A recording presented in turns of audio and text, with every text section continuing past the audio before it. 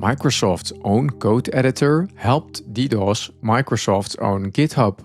From their report, a latent retry bug in VS Code amplified traffic roughly 10 times over, driving one internal service from 9,000 requests a second to 100,000, in the middle of an outage that ran for almost 8 hours. Half of all raw file and archive downloads failed, killing Homebrew installs and Terraform runs, and CircleCI opened an incident for a problem sitting inside GitHub's walls. Ironically enough, Cursor had to delay launching its GitHub competitor that morning because, drumroll, GitHub was down. When GitHub breaks, the whole industry breaks with it, and you'll see why it's like a toxic relationship you can't easily escape from. The outage started small. A record traffic peak saturated the load balancers in one US data center, and a traffic routing component hit its concurrency ceiling without scaling up, because the auto-scaling rule was watching the wrong limit. 4 gateway machines then ran out of capacity, which degraded the login path, and a retry logic that was supposed to smooth things over started hammering the overloaded balancers instead. VS Code's 10x retry storm piled on top, and GitHub's report lists scraping attacks on its code download endpoints as an extra complication. One saturated network layer ended up dragging down issues, pull requests, the API, actions, Copilot, and single sign-on logins for most of a workday. You didn't need a GitHub account to feel it. The address raw.githubusercontent.com has become the internet's install CDN.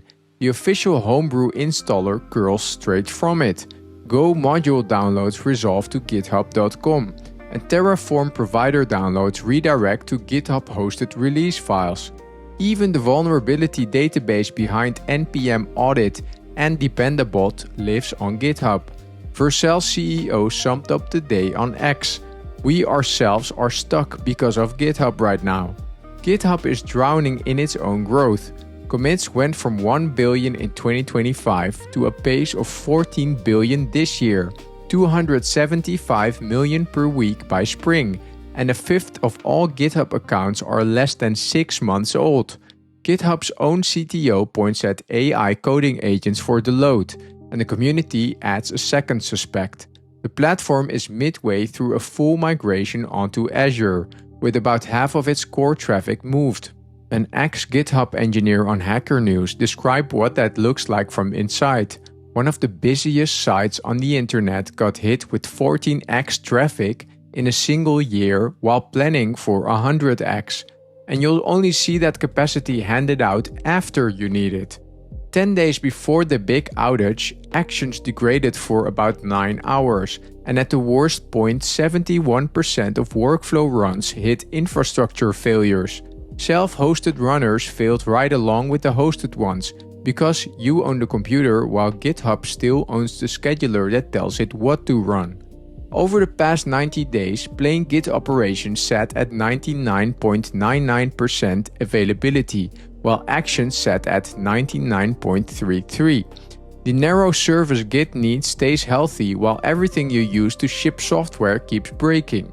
Copying your code off GitHub takes 2 commands: git clone with the mirror flag, git push with the mirror flag, and every commit, branch and tag gets copied over cleanly, because Git was built decentralized from day one. Easy part checked. The second layer gets rebuilt by hand. Your workflow YAML may parse on another forge, but the secrets, runner images, branch protections, webhooks, and app integrations are all provider specific. And if your setup lets GitHub Actions log into your cloud without stored keys, that trust relationship gets renegotiated from scratch. The third layer will break. Every release download link, every curl installer, every Stack Overflow answer, and every package manager that resolves to github.com keeps pointing at the old address, and no competitor can redirect those URLs for you. The fourth layer never moves at all. 180 million developers already have a GitHub account with SSH keys configured and the pull request flow in muscle memory. So a stranger fixing a typo in your repo costs 1 click there and a whole new identity anywhere else. The cost of leaving scales with the number of external edges touching your repo and barely at all with the size of the code. Zig moved its canonical repo to codeberg in November 2025, which is a great example for understanding the hard part. The team made the GitHub repo read-only and left a decade of issues and pull requests behind, starting codeberg's issue numbering at 30,000 so old references stay unambiguous. The hardest part of the move had nothing to do with code. GitHub Sponsors was the Zig Foundation's largest income source, over $170,000 in a year, and every recurring donor had to be talked into resubscribing on a different platform. Mitchell Hashimoto announced Ghosty's exit in April after journaling GitHub outages for a month and marking almost every day, and his post needed footnotes to clarify which outage he meant. Even he is leaving incrementally, with a permanent read-only mirror staying behind, because 10 years of inbound links never expire.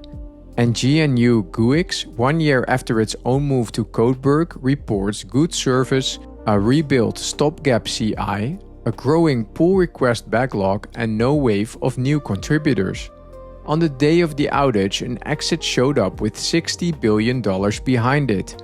Origin is Cursor's new code host built for AI agents, launched 3 days after SpaceX closed its acquisition of Cursor's parent company.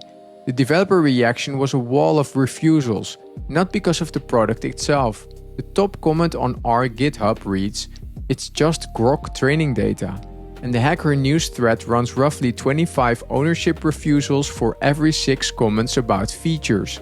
It doesn't help that Origin launched without published data retention or training terms for repos that live only there. And guess Origin's headline feature? GitHub Sync. Even the shiny new thing acknowledges the vendor lock. Reddit's R open source community asked its members straight up why they haven't migrated. The top answer listed free unlimited Windows and Mac OS CI subsidized by Microsoft, free bandwidth for downloads, and the fact that every potential contributor already has an account. Deeper in the thread, the answers get more honest. Laziness, lack of time, and one user announcing he was about to go skiing instead. Everyone agrees leaving is right. The discussion ends with, "Once we get through our to-do list," and the to-do list only grows. GitHub is banking on sunk cost. The projects handling this well never pick between staying and leaving. They have a mistress on the side. A push mirror to a second forge costs 1 extra line of git config and keeps your full history alive somewhere GitHub can't touch. Then grab your CI configs and Docker files for raw.githubusercontent.com and github.com release links, because every hit is a build that dies during the next outage. And cache those files somewhere you control. Give CI an escape hatch, even a bash script on a spare machine, since Actions is the layer that fails first. And make sure a production deploy can happen with GitHub fully offline.